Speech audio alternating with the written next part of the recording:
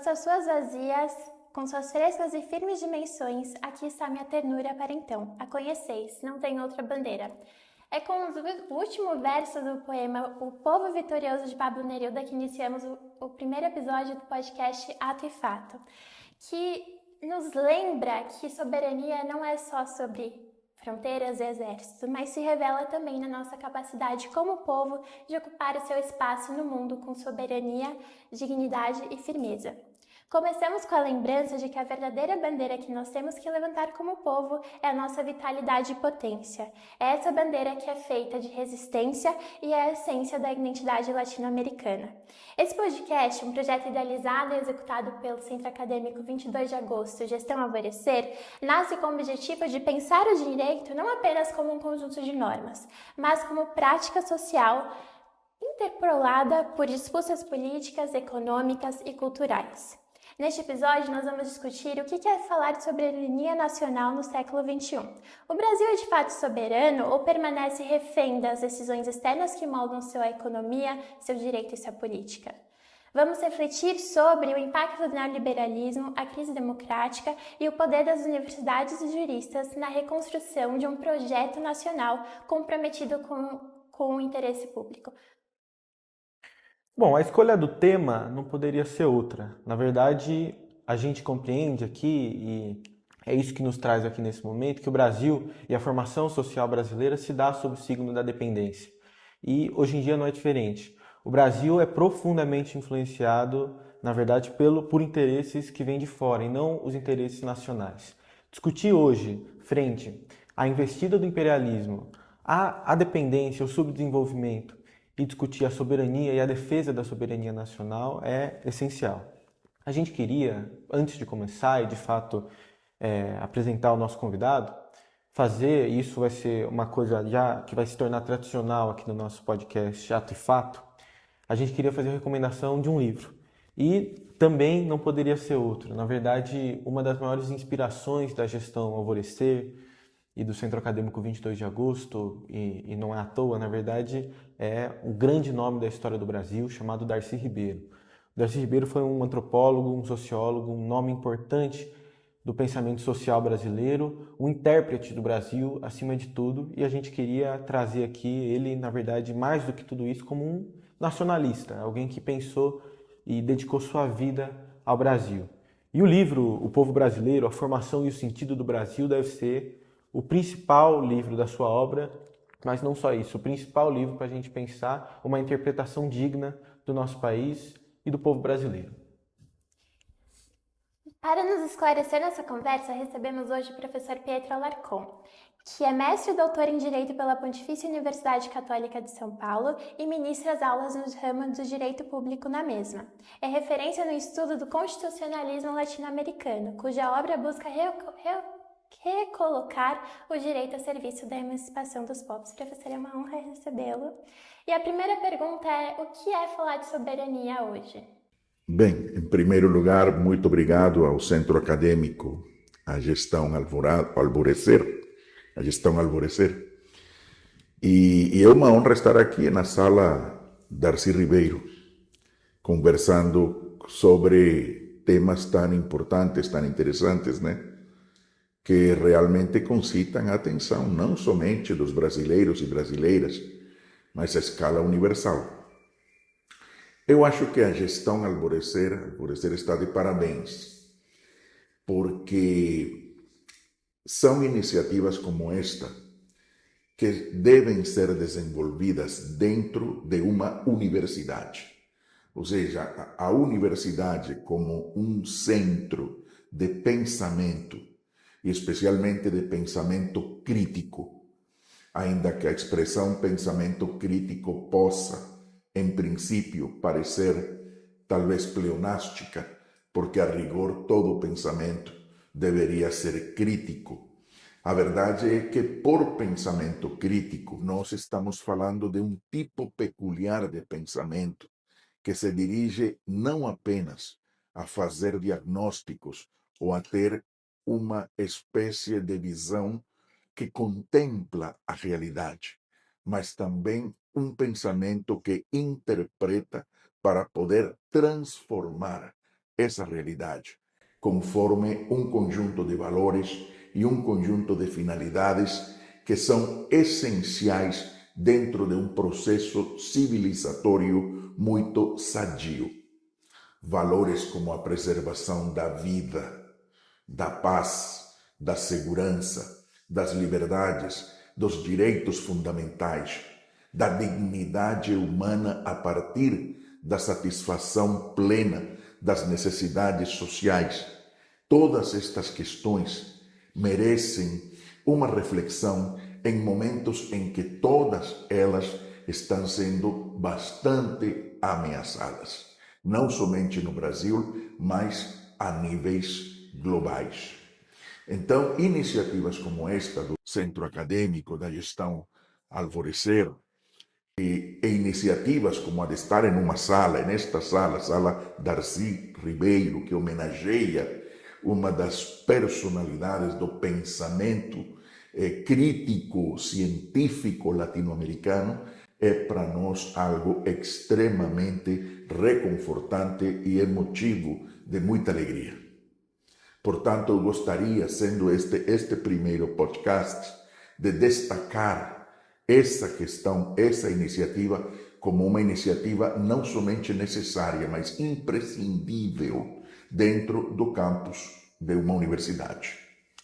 Agora, já com referência à questão que você colocou, Melissa, a ideia de soberania, como compreendemos a soberania hoje?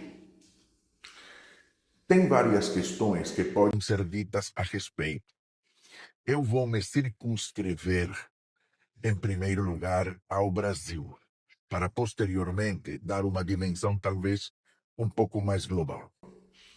Mas no que se refere ao Brasil, para nós, os que trabalhamos dentro do campo do direito público, e em particular, quando se analisa a Constituição Federal, promulgada em outubro de 1988, e quando se observa como a Constituição é de fato o paradigma que serve, o parâmetro para a interpretação de todo o ordenamento jurídico, é bom dizer que nessa Constituição a soberania aparece em vários momentos e podemos interpretá-la a partir de várias dimensões ou de várias concepções, ou interpretar o que o Constituinte quer plasmar com a expressão soberania, levando em conta a sua referência com relação tanto ao Brasil quanto ao exterior.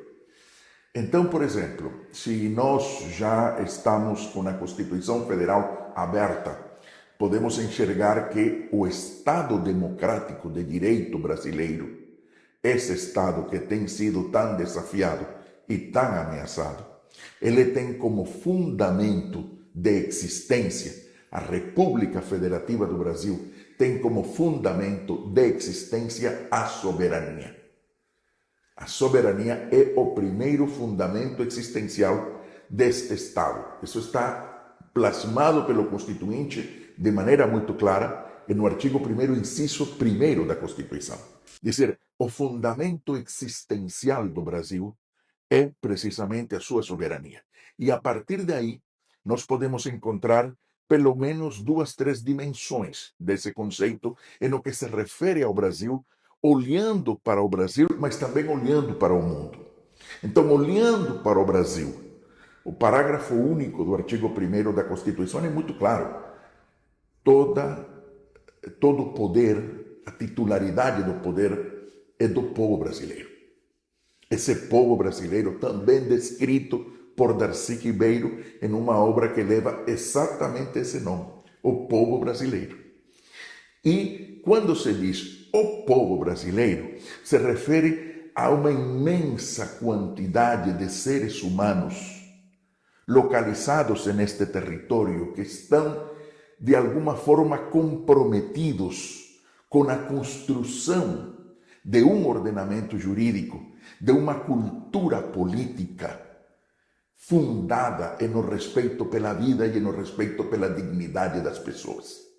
Isso é o que o Constituinte intenciona, que os brasileiros e brasileiras optem permanentemente pela redução da violência como mecanismo de solução de conflitos, pela liberdade, pela igualdade, pela inclusão, pela consideração da necessidade de efetivar a dignidade de todos e de todas os que se encontram neste solo. Esse é o mandato do Brasil, do Constituinte brasileiro no ano 88. O titular da soberania é, portanto, o povo, que, do ponto de vista técnico-formal, o exerce de maneira direta, né, através do plebiscito, do referendo, da iniciativa popular. Vale a pena dizer que nós deveríamos utilizar com maior frequência estes instrumentos de democracia direta.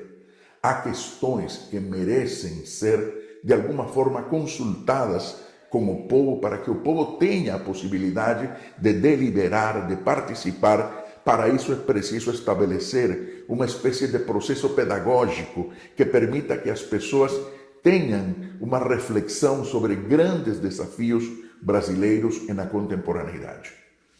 E existe uma questão que me parece também essencial. O artigo 4º da Constituição, que estabelece os princípios que regulam o relacionamento do Brasil nas relações internacionais. Há uma questão essencial ali: a autodeterminação dos povos. O Brasil é um Estado que se autodetermina, mas é também um Estado que respeita a autodeterminação dos povos do mundo, independentemente de considerações de natureza política. Podemos concordar ou discordar, mas o Brasil rejeita a ingerência, aquela que, de maneira arbitrária, intenta estabelecer cânones ou padrões comportamentais ou institucionais a qualquer outra sociedade, a qualquer outro Estado. E o Brasil observa, e os comprometidos com a soberania brasileira, acho que observam, e os comprometidos com a soberania latino-americana, como com assombro, neste século XXI, governos com diretrizes imperiais propõem determinados cânones a outros estados e incluso censuram ou pretendem colocar a países ou estados como o Brasil em uma situação de subordinação ou de subserviência em vários itens, no político, no econômico, no jurídico, no cultural. E esta maneira imperial de se dirigir aos outros estados e agredir economicamente e fazer manifestações que ofendem as cortes dos outros países com o intuito de pressioná-las a que decidam em um sentido ou em outro, e as leis que se expandem procurando uma extraterritorialidade que, no fundo, não reflete senão um interesse de poder continuar a pressionar a pessoas que, de uma ou de outra maneira, têm a possibilidade de decidir em momentos importantes da vida nacional contra os interesses de aquele Estado. Tudo isso é extremamente preocupante e tudo isso merece a maior rejeição, não somente dos brasileiros, sino de todos os demócratas da América Latina, do mundo. É o que nós estamos observando. E tem uma questão muito relevante também, e já com isso te concluo, desculpando-me pela resposta extensa, mas é que a pergunta é ampla, né? O que podemos entender por soberania? E eu apenas estou te dando alguns parâmetros. O artigo 170 da Constituição Federal, no inciso 1º, estabelece que a ordem econômica é fundada na soberania nacional. Portanto, quando o Brasil define seu interesse estratégico em termos econômicos de desenvolvimento, se pauta especialmente por essa soberania que tem como objeto que as diretrizes econômicas favoreçam o crescimento, o desenvolvimento, a potencialização das capacidades dos seres humanos que estão neste momento no Brasil. Então, tudo isto obviamente tem uma série de desdobramentos, mas eu acho que, em princípio, para uma pergunta tão ampla, acho que aqui alguns elementos que poderiam nos ajudar a compreender esta amplitude ou esta cobertura que hoje tem a soberania no século XXI. Bom, o professor debateu muito o Estado Democrático de Direito e trouxe para o debate a Constituição de 1988. A gente sabe e costuma debater o tema que nem sempre os direitos sociais, por exemplo, os garantidos, positivados na Constituição, são plenamente efetivados na materialidade no Brasil, né? E eu costumo e eu penso que a gente pode, de alguma forma, responsabilizar um fenômeno que é o neoliberalismo por essa consequência prática que é a não efetivação material desses direitos sociais na vida material dos brasileiros. Professor, você entende que a Constituição de 1988 ainda vale plenamente diante da lógica neoliberal e da lógica do mercado? Qual é a questão com relação a isso?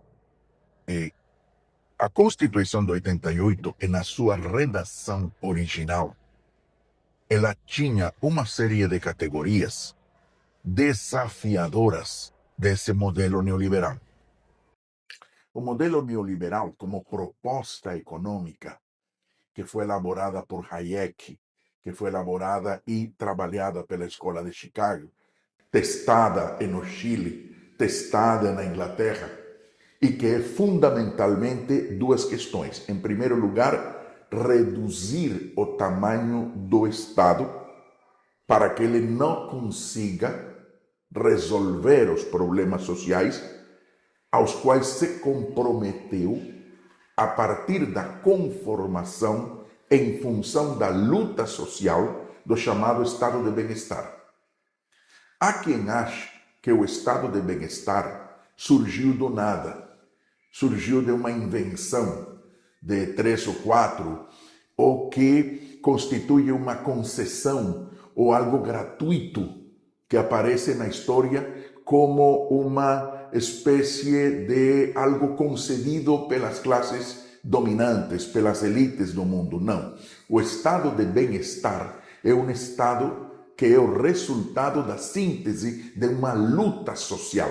Cada direito, fazer com que você diga que a educação é direito de todos e dever do Estado, ou que a saúde é direito de todos e dever do Estado, ou que a moradia é um direito de todos e dever do Estado, consolidar o estado de bem-estar é um processo que requer muita luta de muitos setores comprometidos com a satisfação das necessidades, com os direitos, com um regime político de democracia plena, não somente do ponto de vista técnico-político, né, que já seria bastante, sino também do ponto de vista econômico, ou seja, de justiça social. Agora bem, o que acontece? 1988 é um marco, nasce essa Constituição com essa proposta, mas é uma Constituição que tem inimigos. Já no dia 6 de outubro do ano 88, já existiam os inimigos da Constituição agindo para desconhecer os postulados da Constituição. E o neoliberalismo chega ao Brasil, né?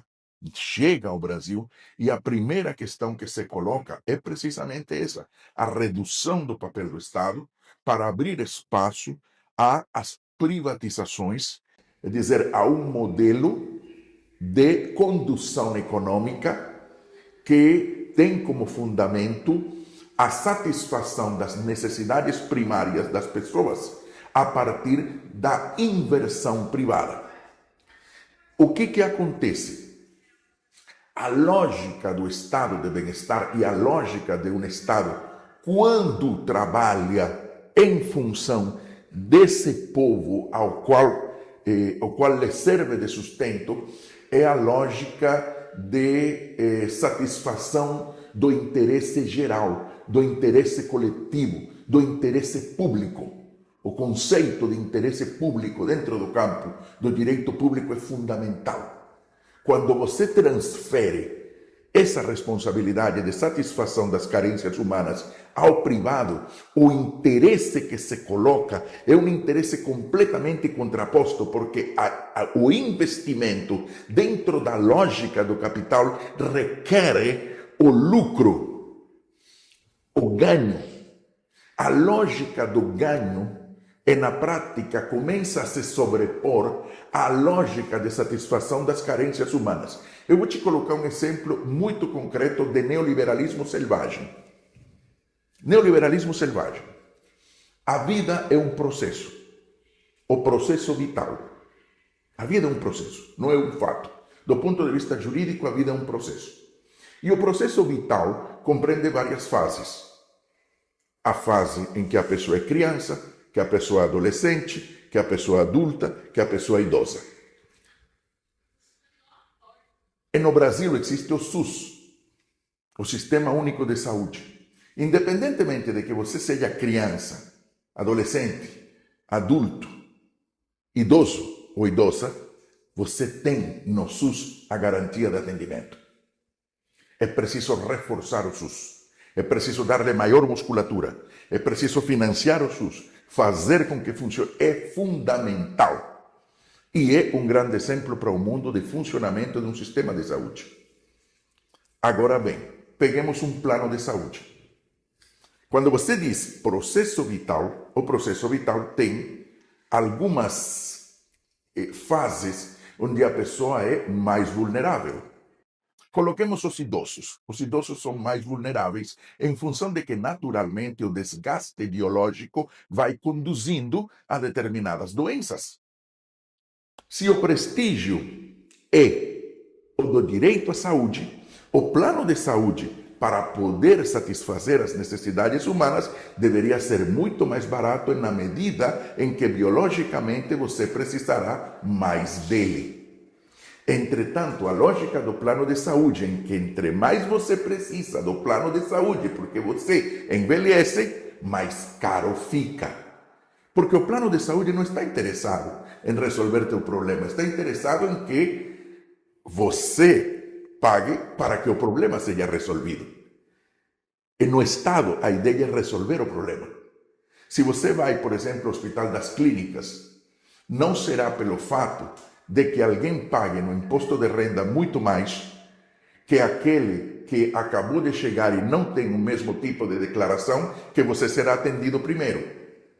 Mas na lógica do mercado funciona completamente diferente. Na lógica do mercado, interessa aquilo que se troca no mercado. E a saúde virou uma mercadoria. Assim como a educação, assim como a moradia. Dentro do grande sistema, em sua versão neoliberal capitalista, os direitos todos viram mercadoria.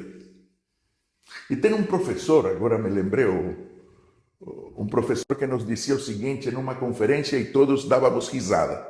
Dizíamos assim, a risada, professores, dizia ele, professor espanhol, a risada conta para efeitos de emprego e para efeitos de manutenção do emprego e para efeitos de mercado. Então, como assim a risada? Sim,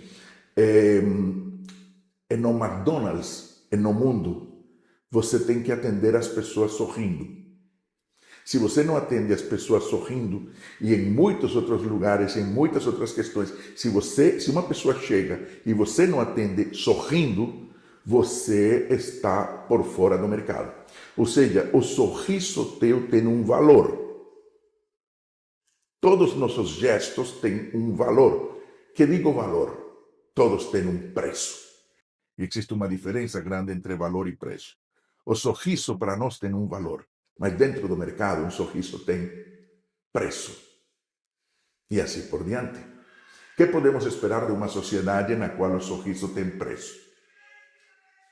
São questões que têm que nos fazer, eu acho, refletir um pouco sobre como o neoliberalismo não é apenas uma questão econômica. Assim como o autoritarismo, assim como o fascismo, Trata-se de criar uma atmosfera, um ambiente no qual o ódio, no qual o lucro, o ganho e o individualismo estão por cima dos valores que uma sociedade de fato deveria perseguir. O bem de todos, o interesse público e que os sorrisos sejam tão naturais e espontâneos quanto um ser humano pode ser. Eu adorei muito o que o senhor falou, foi muito bom essa questão que você acabou de colocar sobre o valor, o preço, né, que um sorriso tem, como o ser humano vira mercadoria. E aí, em relação ao direito, como o direito ele pode ajudar a sociedade a enxergar o valor dos direitos que são fundamentais que já estavam postos na Constituição de 88, né? Como que o direito ele pode ajudar a sociedade em todos os seus mecanismos a recobrar o valor que foi perdido com a lógica neoliberalista. Mas dentro do mercado, o sorriso tem preço. E assim por diante. O que podemos esperar de uma sociedade na qual o sorriso tem preço? São questões que têm que nos fazer, eu acho, refletir um pouco sobre como o neoliberalismo não é apenas uma questão econômica. Assim como o autoritarismo, assim como o fascismo, trata-se de criar uma atmosfera, um ambiente no qual o ódio, no qual o lucro, o ganho e o individualismo estão por cima dos valores que uma sociedade de fato deveria perseguir. O bem de todos, o interesse público e que os sorrisos sejam tão naturais e espontâneos quanto um ser humano pode ser. Eu adorei muito o que o senhor falou, foi muito bom essa questão que você acabou de colocar sobre o valor, o preço, né, que um sorriso tem, como o ser humano vira mercadoria. E aí, em relação ao direito, como o direito ele pode ajudar a sociedade a enxergar o valor dos direitos que são fundamentais que já estavam postos na Constituição de 88, né? Como que o direito ele pode ajudar a sociedade em todos os seus mecanismos a recobrar o valor que foi perdido com a lógica neoliberalista? Existem várias maneiras, há muitas maneiras da gente contribuir ao direito, a seu aperfeiçoamento e a maneira como o direito se relaciona com a sociedade em perspectiva transformadora. Eu vou te dar vários exemplos. Do mais singelo a talvez um exemplo, talvez um pouco mais elaborado. O mais singelo, nós estamos aqui neste podcast. No momento em que você me pergunta e eu interajo contigo, e nesse momento, e isto será transmitido, pelo que sabemos, a não sei quantas pessoas, a ideia é que as pessoas captem uma mensagem. Nós estamos falando de direito e estamos falando da efetividade ou inefetividade dos direitos. Então, na medida em que as pessoas entendam de que maneira a sociedade se organiza e como podemos fazer para que este grau de organização seja muito melhor, né? Para poder fazer com que os direitos se efetivem, já a tarefa está feita. A tarefa está feita. Né? É dizer, este podcast tem esse mérito, tem essa virtude. Nós fazemos a nossa parte. O que é a nossa parte? Pedagogicamente mostrar. Nós temos a possibilidade de efetivar direitos. Vamos utilizar os mecanismos jurídicos para efetivar direitos. Nós podemos e temos todo um conjunto de ferramentas, de instrumentos que o direito nos oferece para que, armados com eles, podamos efetivar direitos. E essa é uma questão importante. Um estudante de direito tem que saber que o direito nos dota de um conjunto de ferramentas, de instrumentos, para não assumir aquela visão contemplativa, sino aquela visão crítica que nos permite ajuizar, que nos permite exigir, que nos permite requerer, que nos permite transformar. Isso já é uma grande questão. Se isso não basta, se isso não é suficiente, nós temos toda a legitimidade para ir nas ruas, porque nas ruas se conquistam os direitos. Não há direito que não tenha sido conquistado na rua. Exemplo simples. Vamos a um exemplo um pouco mais sofisticado. O Supremo Tribunal Federal acabou de decidir a questão referente à responsabilidade individual nos atos de 8 de janeiro, do próprio ex-presidente da República e de algumas pessoas, dentre eles generais, né, de 4 soles, enfim, membros das Forças Armadas. O que estabelece o Supremo Tribunal Federal? Por que esse julgamento é histórico em termos de construção jurídica? Porque, primeiro, é conhecido, é fato e já tem sido dito algo real. É a primeira vez que o tribunal se posiciona, é a primeira vez que se diz: você e você são culpados por atentar contra a democracia. Na história brasileira, isso é marcante. Mas o que significa isso? Eu gostaria de acreditar naquilo que diz o ministro Barroso, que isto pode ser o fechamento de um ciclo no qual, de maneira oportunista, de maneira inconstitucional, atentando contra o ordenamento jurídico, né, as pessoas, determinadas pessoas, né, ficaram impunes ao longo da história, logo de atentar contra o povo brasileiro dessa maneira. Então, o julgamento é histórico por isso. E também, em termos técnicos, é histórico por uma questão. O Supremo Tribunal Federal começa a interpretar o sentido de um golpe. E na maneira como hoje se trabalham pelos que atentam contra o Estado Democrático de Direito, a ação golpista. Uma ação golpista, na década de 60, 70, era uma ação imediata. Se tratava de uma toma. Uma ação golpista hoje é uma situação que pretende se preparar buscando legitimidade. Então, uma ação golpista implica que no mês de setembro um presidente desafie o Supremo Tribunal Federal e o diga, no mês de setembro, numa data como em 7 de setembro, diga ao mundo e ao Supremo: eu estou te desafiando. Isso é preparar um contexto de legitimidade para um golpe futuro.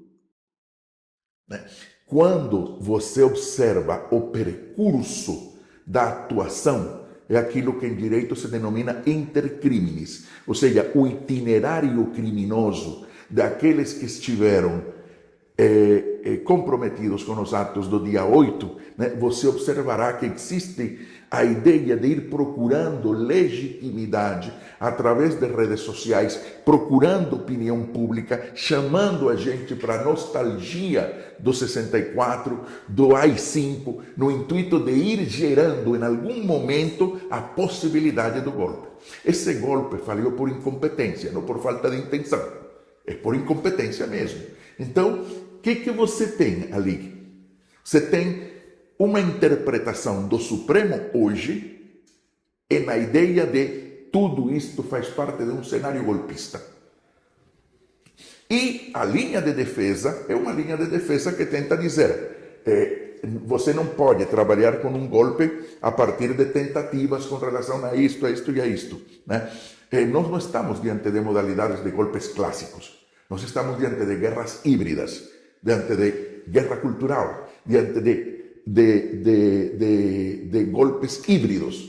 O Supremo Tribunal Federal acertou na caracterização do todo, em função dessa intencionalidade da Constituição de 88, de preservação e de critérios de identificação de mecanismos de defesa do que é o Estado democrático. O Supremo Tribunal Federal também faz sua parte. Não faz um podcast, mas faz sua parte. Nós fazemos um podcast, que é a nossa parte. Né? Então, existem várias maneiras da gente trabalhar o direito e de alguma forma, todos podemos construir essa formulação jurídica que nos permite avançar. Professor, quero dizer que tudo que foi aqui debatido, tudo que foi trazido para o debate hoje, eu acho que nada, nenhum tema, nenhuma temática, fenômeno da conjuntura poderia ser mais importante. Debater a Constituição Federal, debater o Estado Democrático de Direito, debater os direitos de uma forma geral, debater a soberania nacional. Tudo isso faz parte, na verdade, de uma campanha, e aí, já partindo para a conclusão, de uma campanha que o Centro Acadêmico 22 de Agosto tem tido um esforço em acompanhar, né? Desde que a gente acompanhou isso muito recentemente, uma, uma nova investida, né? Dessa vez, e com nenhuma surpresa, dos Estados Unidos, do governo Trump, contra a soberania do Brasil, nós temos tentado debater o tema. Isso porque, na verdade, a gestão Alvorecer se coloca em uma tradição política que se preocupa, antes de qualquer coisa, com o interesse nacional e com a defesa, talvez, do que há de mais importante para a nossa nação, que é a soberania, né? Então, eu quero agradecer a contribuição que foi trazida hoje ao debate. Pode ter certeza que o marco que esse podcast, e é só o primeiro episódio, é só o início, mas o marco que ele vai deixar para a história do Centro Acadêmico é inigualável. Eu quero agradecer, passar para considerações finais, agradecer a Melissa também e a toda a equipe do podcast da TV PUC que está ajudando aqui a gente hoje. Agradeço muito a possibilidade. Considerações finais, aquelas com as quais eu iniciei. Pensamento crítico. O pensamento crítico é um pensamento anti-imperial, é um pensamento, sobretudo, anticolonial, antipatriarcal. É um pensamento comprometido com os direitos fundamentais e, sobretudo, é um pensamento profundamente digno. E é esse tipo de pensamento que nós precisamos disseminar na universidade, na PUC e, em geral, na educação e na formação dos nossos jovens e de todos aqueles que se aventuram nos caminhos do direito e, me atreveria a dizer, em geral, no ensino brasileiro. No ensino brasileiro. Esse pensamento crítico me parece fundamental, com um olhar no Brasil, mas também com um pensamento ligado aos valores de cooperação, de solidariedade, de tolerância e de liberdade, que, digamos, deveriam ser os valores presentes nas relações do Brasil com o mundo, são de fato os valores que a imensa maioria do povo brasileiro, acho, no seu interior tem para se prodigar a um mundo mais justo, a uma sociedade mais livre, mais justa, que é o que o intenciona o Constituinte. Então, muito obrigado a todos e até a próxima, estou sempre à disposição. Eu não consigo pensar num convidado melhor para iniciar o nosso podcast do que o senhor Pietro. Foi muito bom todos os pontos que você trouxe e o objetivo do nosso podcast é justamente esse, né? Pensar o direito como algo que envolve a sociedade inteira e não só as pessoas que de fato estudam direito e se tornam juristas. Muito obrigada e nos vemos no próximo episódio.